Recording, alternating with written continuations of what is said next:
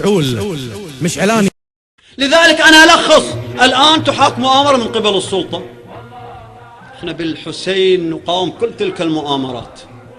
تصريح من المفتي، تصريح من مجلس الشورى، بيان من وزارة الداخلية، الناطق الرسمي باسم وزارة الداخلية، والإعلام من كل حد وصوب يطحن حتى يثبتون مؤامرة علينا، حتى يريقوا دماء أبنائنا وما شابه. لن نسمح، لن نسكت، وسنقاوم مهما كانت الترهيبات. ما باقي إلا الملك يصدر، أو الديوان الملكي يصدر بيان ضد أهل القطيف وضد عوامية بالخصوص. نحن مستهدفون في عقيدتنا، نحن مستهدفون في وطننا. أقول بكل وضوح وصراحة لعلمائنا الأجلاء ولطلبة علمنا ولدعاتنا وللأمر بالمعروف والنهي عن المنكر ولخطباء المساجد: دافعوا عن دينكم وكل شيء، دافعوا عن وطنكم، دافعوا عن أبنائكم، دافعوا عن الأجيال القادمة. يجب أن نرى عمل إيجابي، ونستعمل كل وسائل العصر الحديثة لخدمة الإسلام، ونقول الحق ولا تأخذنا بالحق لومة لائم. فلنستعمل القنوات التلفزيونية ولنستعمل الانترنت، وأنتم كل وقت ترون ماذا فيه. أرجوكم من الله عز وجل السداد والتوفيق. حكومة فيها التصرف تصريحات حمقاء، حكومة فيها التصرف تصريحات حمقاء، حكومة فيها التصرف تصريحات حمقاء. خلاص راحت، انتهت. وين الأجندة الخارجية؟ ويش درع البحرين؟ ليش يروح هناك بعد؟ البحرين هناك موازي، ولا الأجندة الخارجية في البحرين؟ أجندة خارجية يجيبوا لهم جون تلموني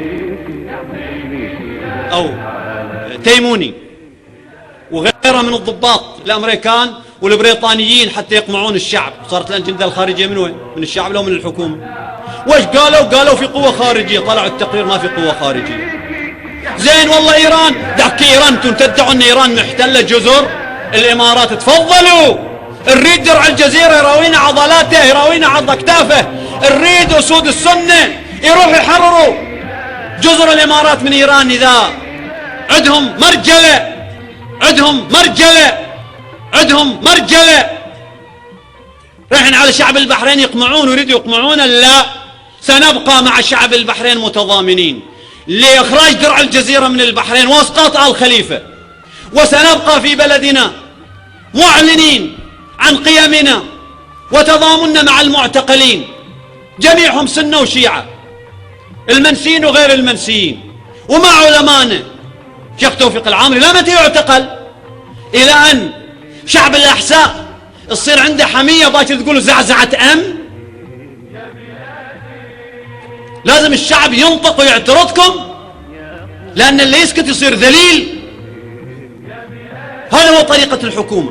لذلك لن نسكت، لن نهدأ، لن نصمت، لن نتوقف حتى تحقيق كرامتنا والعدالة والحرية، الحرية السياسية والحرية الفكرية، حرية عامة، عدالة شاملة، كرامة لا تنتقص ولا تستجدى، ولا نتسول للكرامة لأن لا تعطى للمتسولين. وسنبقى مع شعب البحرين، أهلنا في البحرين، وحاضرين نستشهد. الحمد لله دماء شهدائنا امتزجت بدماء شهداء البحرين وتمتزج بدماء شهداء الحسين، وما عندنا مانع من أجل كرامتنا، من أجل أهلنا في البحرين، من أجل المعتقلين. خلهم يسووا مؤامرات، يسووا لهم فبركات من كل حد من وصوب، لأن إذا يريدوا يواجهوا فلن يواجهوا، فسيواجهون المجتمع بأكمله. أحرار، الحمد لله الذي جعل مجتمعنا من الأحرار، يرفض الذل والخنوع، وما عنده مانع أن يضحي من أجل كرامته ويستشهد. لذلك احنا الإمام الحسين نستحضره حتى نستلهم تلك الروح. وإذا تفكر الدولة انتهت 10 وبعد 13 محرم تبدأ في ألاعيبها واستفزاز وقتل وتحيك المؤامرات بعد 13 وتفكر الناس هدأت. لا، لن نهدأ بعد هذا اليوم. كل يوم عاشوراء وكل أرض كربلاء. كل يوم عاشوراء ندافع فيها عن كرامتنا، وفي كل أرض من أرضنا ما عندنا مانع أن تتحول إلى كربلاء دفاعا عن كرامتنا.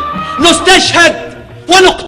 وللمعلومية نحن لا نطالب بمملكة دستورية، لا مملكة مطلقة ولا مملكة دستورية.